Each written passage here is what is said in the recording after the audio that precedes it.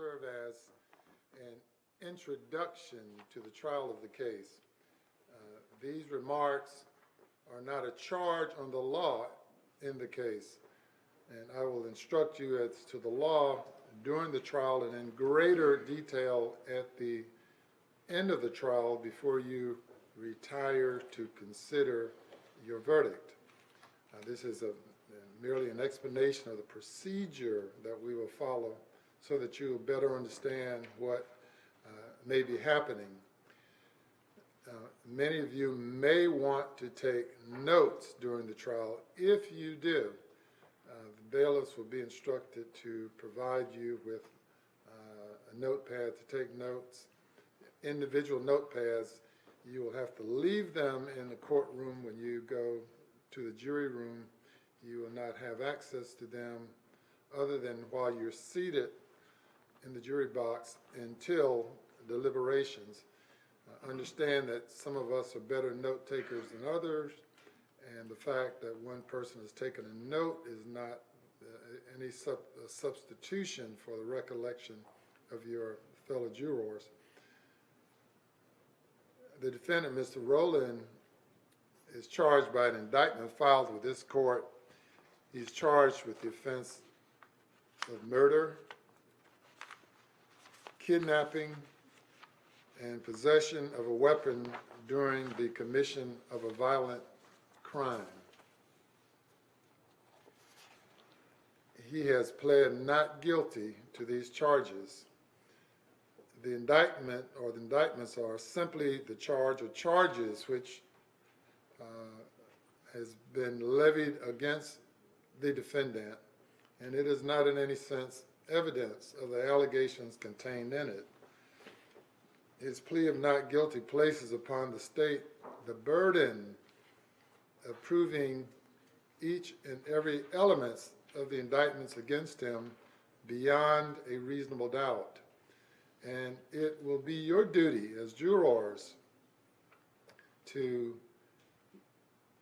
decide whether the state has met that burden. Your purpose as jurors is to find and to determine the facts of this case, because out of all the 600-700 people who were summoned, the great multitude who appeared yesterday, out of all the people who appeared this morning, out of all the people who live in the state of South Carolina, Richland County, out of all the people in the world, only the 12 of you who will deliberate can decide the facts of this case. You are the sole judge of the facts of this case. And if at any time I make any comment regarding the facts, you must disregard it, because you are the sole judges of the facts of this case. Now, just as you are the sole judges of the facts as the presiding judge, I am the sole judge of the law. And you must accept as correct the law as I stated to you at this time, during the trial, and in greater detail at the end of the trial. You are to determine the facts from the testimony that will come from this witness stand to my right, together with other evidence and exhibits that may be offered. It is especially important that you perform your duty of determining the facts diligently, that you are conscientious and stay focused on the evidence, because ordinarily there is no way to correct an erroneous determination of a fact by a jury. We will take sufficient breaks so that you will not get worn out sitting for a long period of time. As I stated to you earlier, you are to not discuss the case with anyone after you leave the courtroom. You are to refrain. You must make a conscious effort to refrain from being exposed to any information about the case outside of the courtroom. You're not to consult or review any internet sources, any websites, blogs. You're not to engage in any personal investigation. You are to refrain from any access to any information about this case because you just took an oath to well and duly try this case and render a true verdict according to the law and according to the evidence, so help you God. And once you if you uphold that oath and stick to that oath, you will have fulfilled your duty as jurors, and no one will have any basis to complain about your verdict. Now, as I indicated, you are to determine the facts of this case from the law, from the evidence that is presented, including exhibits.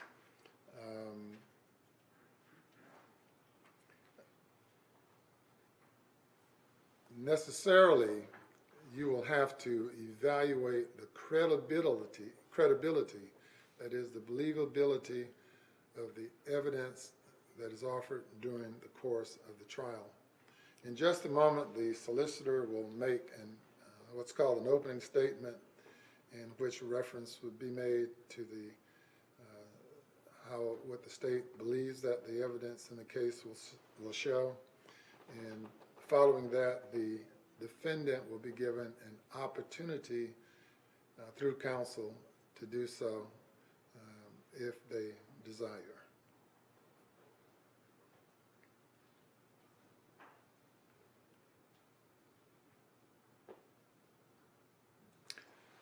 We'll proceed now to opening statements from the state. May I please report?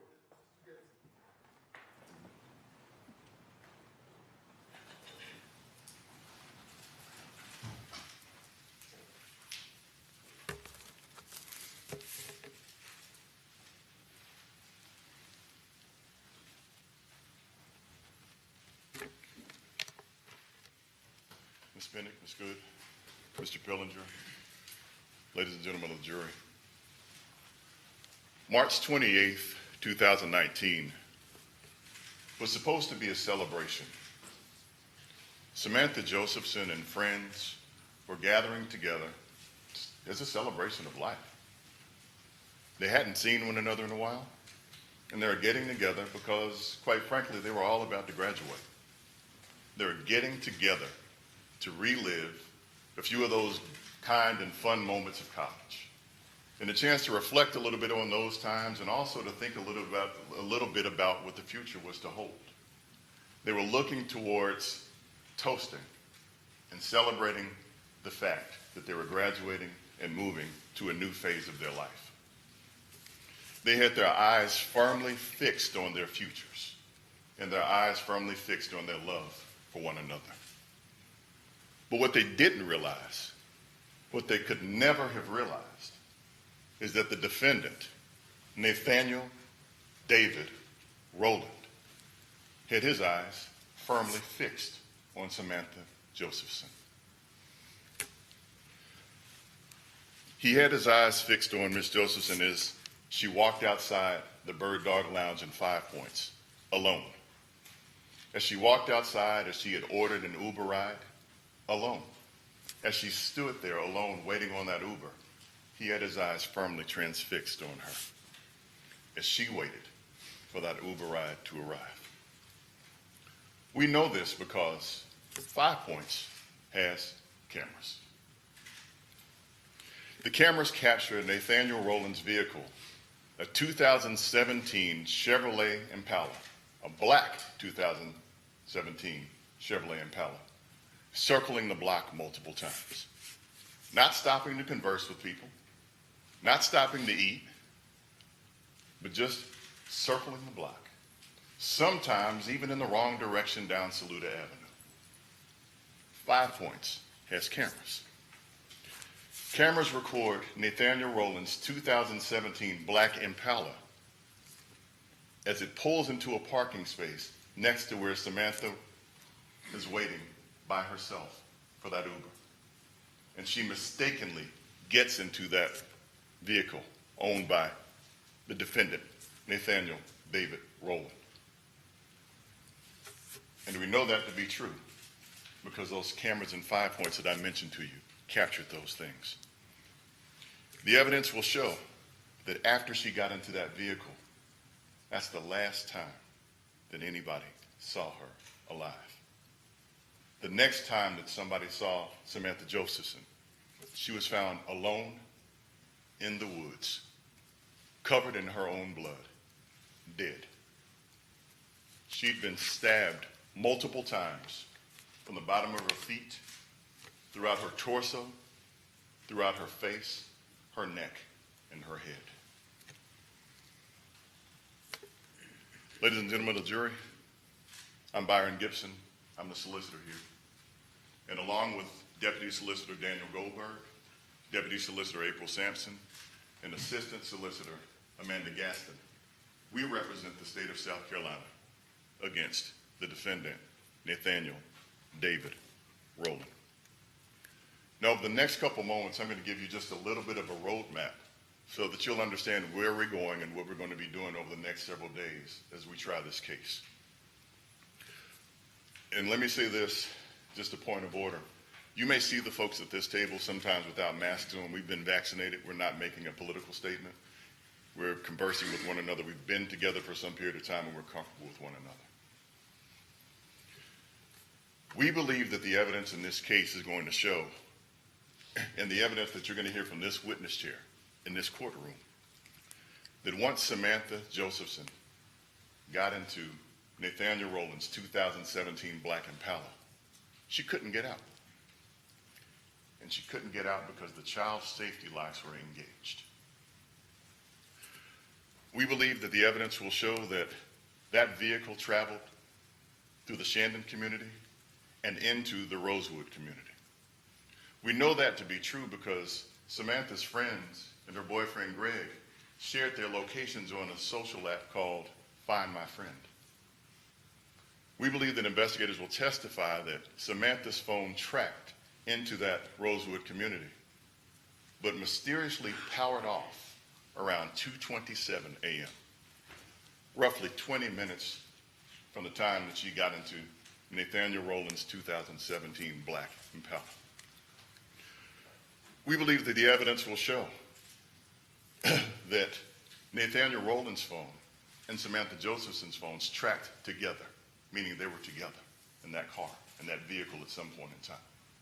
We believe the evidence will show that after Samantha's phone powered off, that Mr. Rowland's phone continued to ping, to be tracked up Rosewood, up Garners Ferry Road, eventually up Sumter Highway, into Sumter, South Carolina, and then into a small community called New Zion.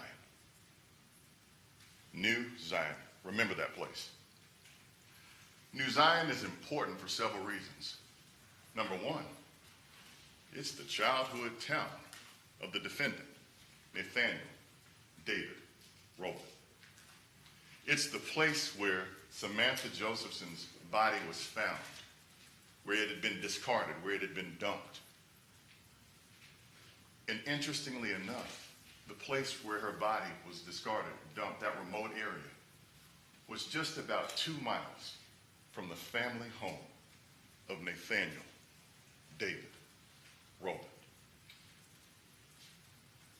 We expect that the evidence will show that after leaving New Zion, Mr. Rowland's phone tracks back through Sumter, South Carolina. But this time, he makes a stop.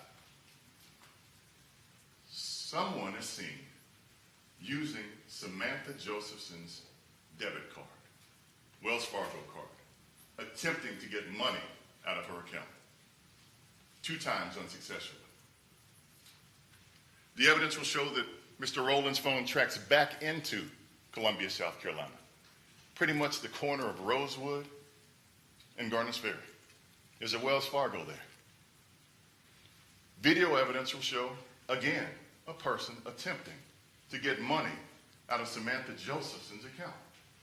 9 attempts, each one of those 9 attempts unsuccessful. And again, video evidence will show those things. We expect that you'll hear testimony from a person named Maria, somebody who was a friend of Mr. Josephson, who had just begun to have some type of relationship with Mr. Josephson. We believe the testimony will show that Mr. Josephson had access to Maria's home. Maria was a friend who Mr. Rowland was supposed to be taking to work that morning, some hours after Samantha disappeared. He was late, but he did arrive at Maria's home. And when he got there, got in the car, when Maria got in the car, we expect the testimony will show that she questioned what was going on inside that car. Why was there blood inside the car? We expect that you'll hear testimony about the fact that once she arrived at work late, there was an agreement that he was to pick her up from work, but he was late to that as well. We expect the testimony will show video evidence of Mr. Rowland walking into the store to attempt to sell Samantha Josephson's cell phone. We expect that you'll hear evidence. You'll hear evidence from this witness chair of witnesses who will talk about the bloody clothes of Nathaniel Rowland that they found in a dumpster behind Maria's home that he had access to. Cleaning products that were in a dumpster behind Maria's home that he had access to. And this peculiar looking knife-bladed tool that we expect Maria will testify that she'd seen Mr. Rowland with on a previous occasion. We also expect that you'll hear that that weapon was found in the garbage behind Maria's home. But equally important, as you hear testimony, you'll hear from a pathologist. That pathologist will explain to you that Samantha Josephson suffered over 100 different stab wounds and cuts and abrasions across her body. And those wounds were consistent with that blade that they found, or that was found in the trash behind Maria's home. That blade that she saw him cleaning at some point in time the next day.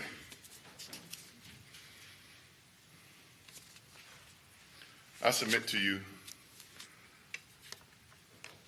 that as you hear additional testimony, you'll hear testimony about DNA analysts and crime scene analysts who came and they took a look at Mr. Rowland's 2017 black Impala. And they found Samantha Josephson's blood in that Impala, her prints in that Impala, her hair in that Impala. We suggest to you that that's the same vehicle that was seen circling around 5 Points. The same vehicle that Maria rode in that day and said, hey, what's going on with the blood? That same vehicle that 24 hours after Samantha Josephson showed missing, came up missing. That same vehicle that was back in 5 Points, riding down the street. Evidence will show that the Columbia Police Department initiated a traffic stop on that 2017 black Impala. And Mr.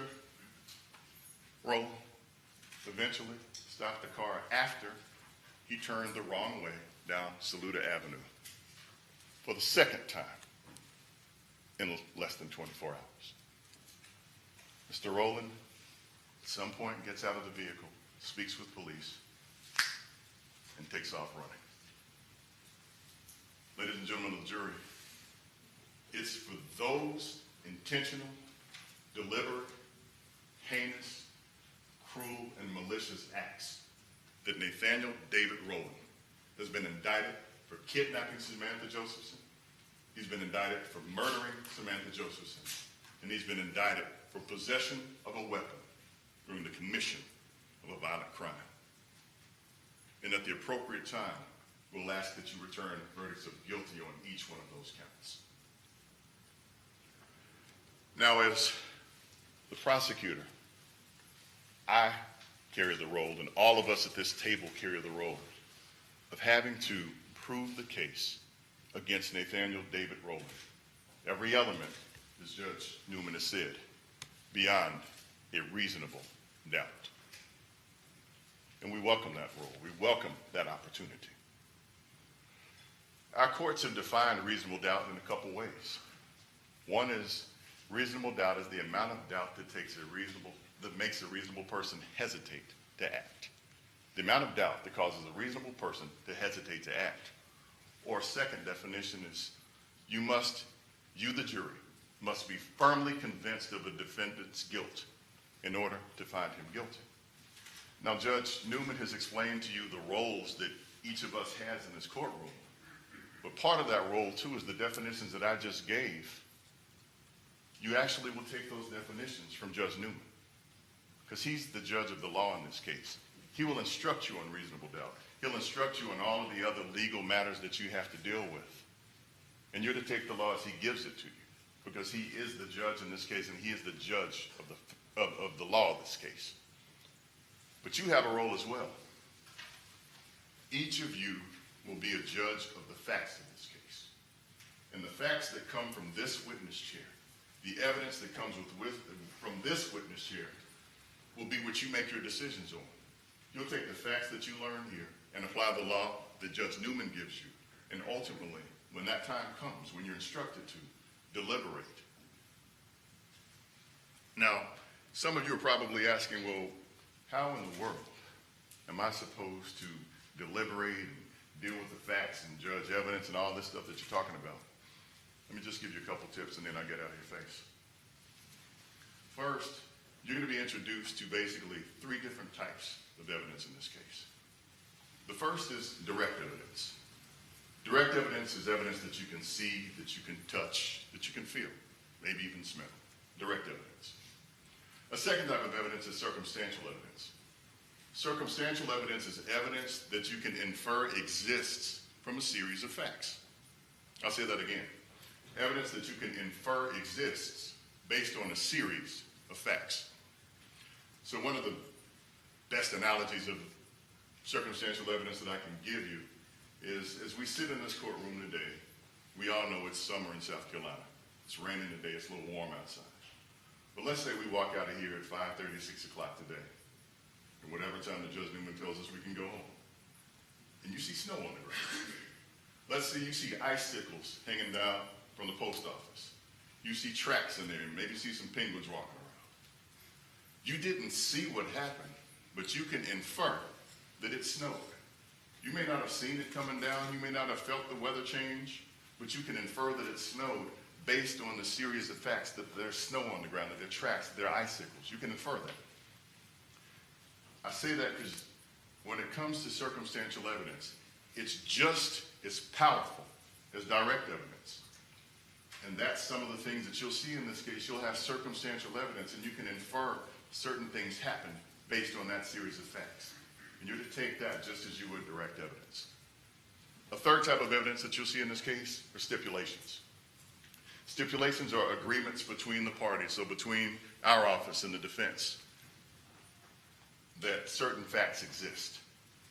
And if you are read a stipulation by our office or judge informs you that the stipulation exists, then you are to take that as if it's a testimony that came from that witness chair, uncontradicted, because all parties agree that it's there. Now, as it comes to looking at witnesses, you're going to hear from lay witnesses, meaning people who may have witnessed something particular or seen something particular in this case. You'll hear from law enforcement. You'll hear from experts. And Judge will explain to you the role of experts in this case at the appropriate time. But as you listen to them, you'll have the opportunity to judge their credibility and their believability. And so you may ask how you do that. I'll just say simply, just like you're judging my credibility and my believability right now, those same tools that you've used throughout your lives, that's what we're asking you to bring to the table as you deliberate, as you listen to this case, and as you ultimately deliberate. I'll tell you, you didn't leave your common sense in the parking lot when you parked today. You brought it with you. That's why you all are sitting here right now. That's why we went through that painstaking process of picking jurors over the last day and a half, so that we could make sure to pick folks who could well and truly try the facts of this case in this courtroom and ultimately return a verdict. And we'll be asking that you return a verdict of guilty. You are to try this case based on the evidence that you hear in this courtroom, not someplace else, not thoughts that you may have about X, Y, or Z, but what you hear in this courtroom during this trial.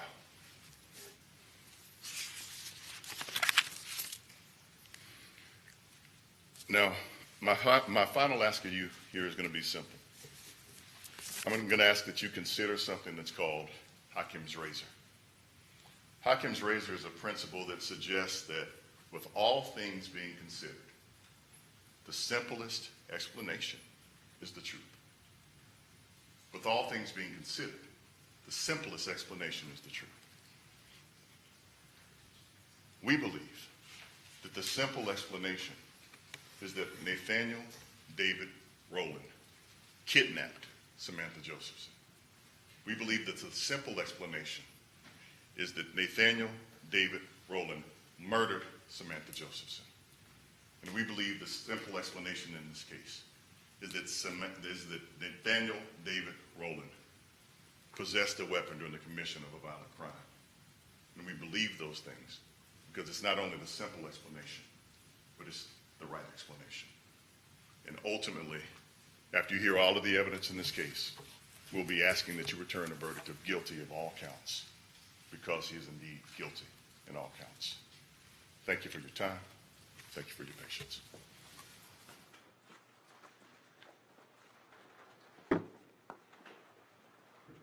Side of defense. Thank you, Your Honor. May it please the court.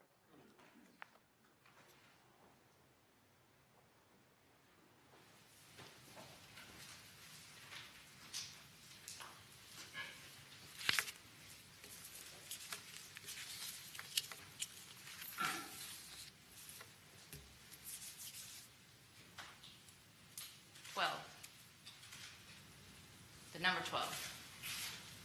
I want each of you to remember that number. It's important. We'll get back to it. For now, just keep it in your mind. The number 12. And I want to talk to you about a different number that has come to light during the course of this case. And that's 0. That's important. It's incredibly important. But also remember number 12. Now, 0 signifies several things in this case, and I'll start with the first one. It signifies the number of times that anyone sitting over there will have a bad or disrespectful thing to say about Samantha Josephson. 0. It just will not happen. It's also the number of times you will hear anyone over at this table say she is to blame for what happened to her. 0. It is not her fault. And I want to make that perfectly clear today.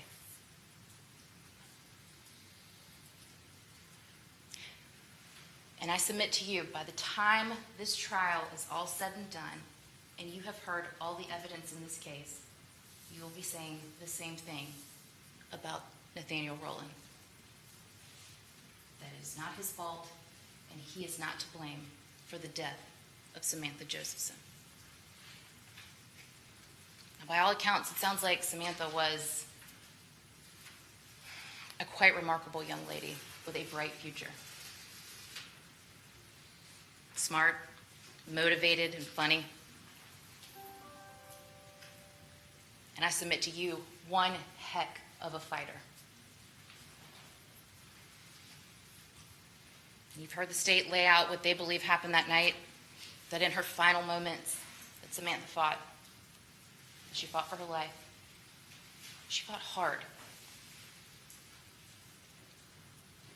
She fought hard. She was repeatedly stabbed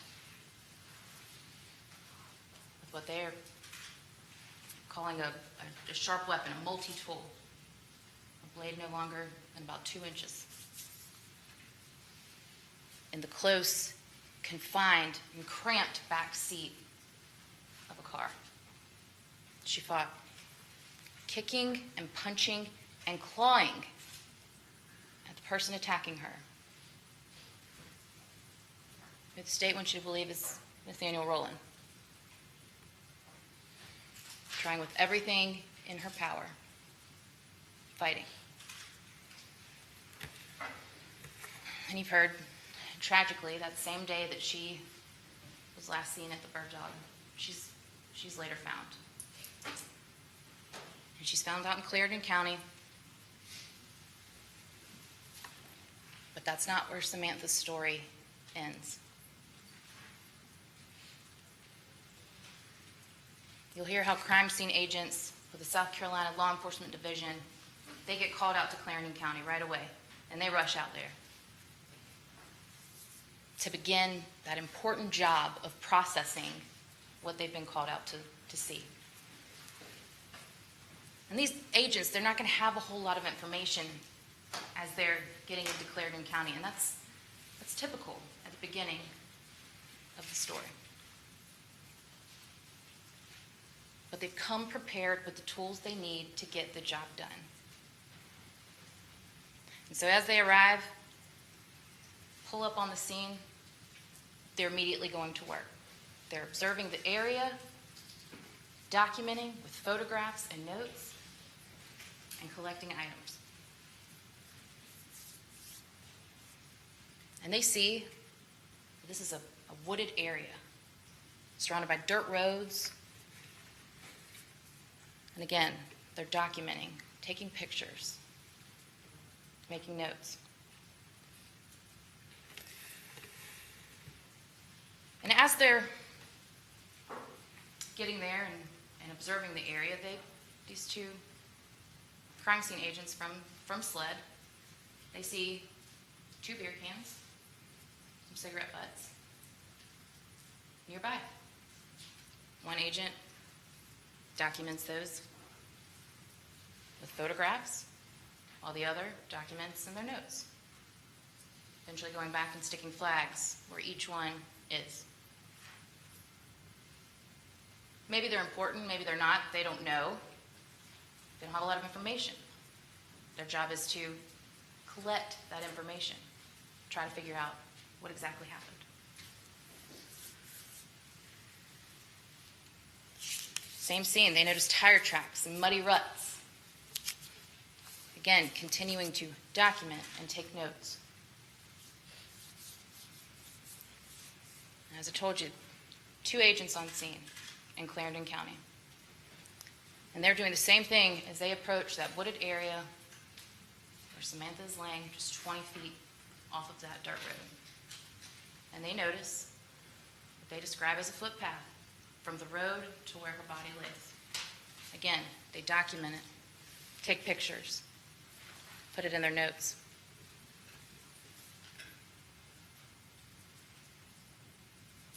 They make notes about what she's wearing, her broken shoe, that she only has one earring in her ear.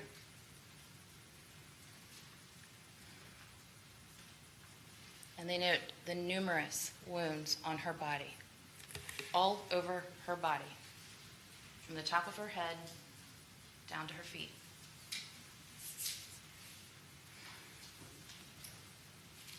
And they also note what looks like drag marks on her back and her shoulder.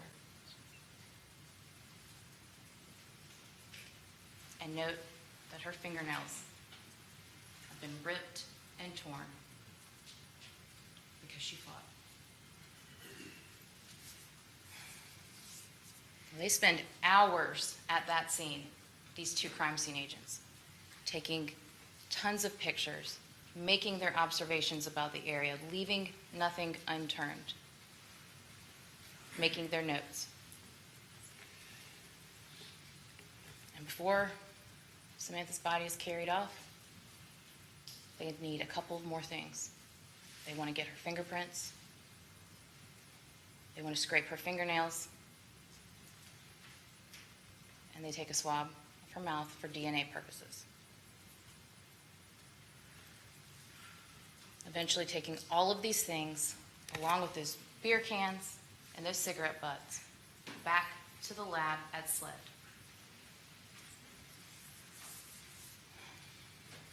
Now, fast forward to Saturday, March 30th, in the early morning hours, around 2:30. And you've heard Mr. Gipson talk about that when Nate gets pulled over by the police. Those same two crime scene agents I've been talking about that were in Clarendon County, they're called to come out to that car on Saluda Avenue and immediately begin the task at hand, documenting that car, observing it, making notes, collecting items. And over the next couple of days, they spend a lot of time with that car, going back and doing the exact same thing, swabbing. They swab the steering wheel, the gear shift, the door handles. They lift prints, take pictures, and collect items from that car. And again, taking all of those items back to the lab at SLED. And it's a whirlwind of an investigation. There are a lot of people involved at this point. There's a third crime scene agent with SLED, Dawn Claycomb. She goes out to the autopsy of Samantha Josephson, collects more evidence that maybe wasn't collected at the scene. Again, getting her fingerprints, taking prints of her feet, another swab, and this time they swab both of her ankles. Okay? Now, that same night that Nate is pulled over by police from the Columbia Police Department, he's taken down to a Columbia Police Department building. And it's there that one of the CSI agents from SLED, one of the crime scene agents, Agent Jazik, you'll hear from her, she goes to CPD to take pictures of Nate that night, about 24 hours later. She wants to take pictures of his head, of his face, of his arms and his hands. She takes pictures of him. They're looking for scratches or marks or bruises, but there are none. Zero.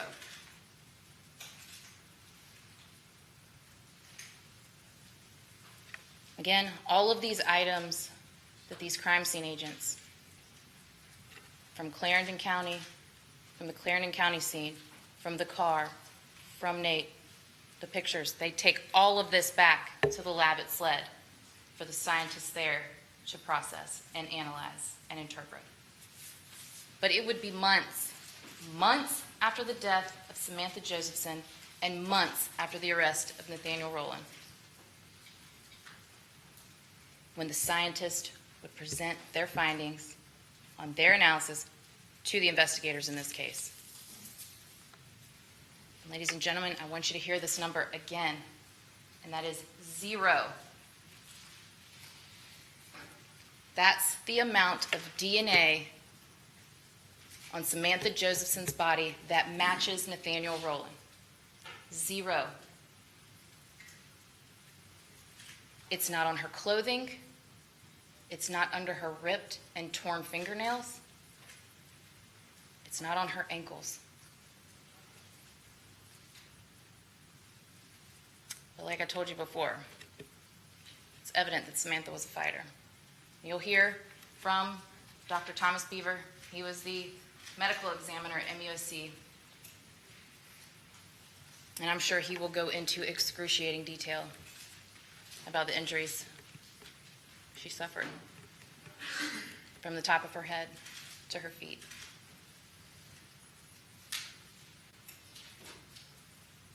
Her ripped and torn fingernails and her battered knuckles.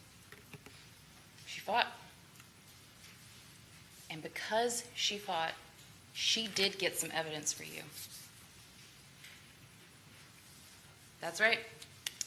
Nathaniel's DNA is not there, but someone else's is. Multiple someones. And remember those swabs that the crime scene agents took from his car? From the steering wheel, from the gear shift, from the door handles. more DNA that does not belong to Nathaniel Rowland.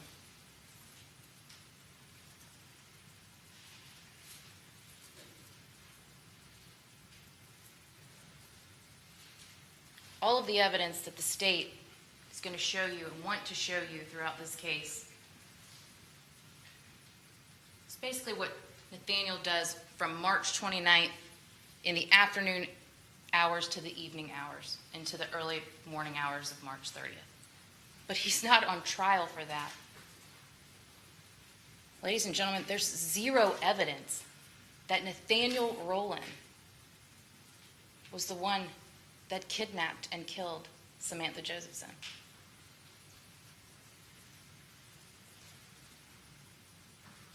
Now remember that number 12 I told you about at the very beginning, that important number? That number signifies you, the jury. And everyone at that table over there has been waiting since March 30th of 2019 to meet you guys.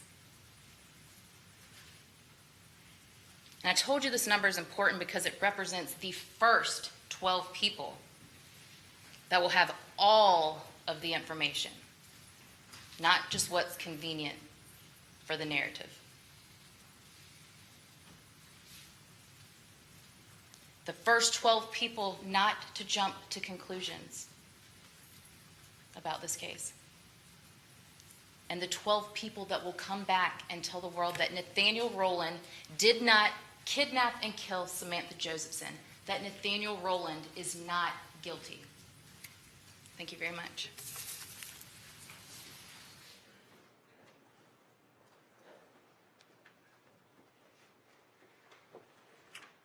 Ladies and gentlemen, we'll take about 5 minutes, and then we'll proceed with the first witness. Please go to the jury room.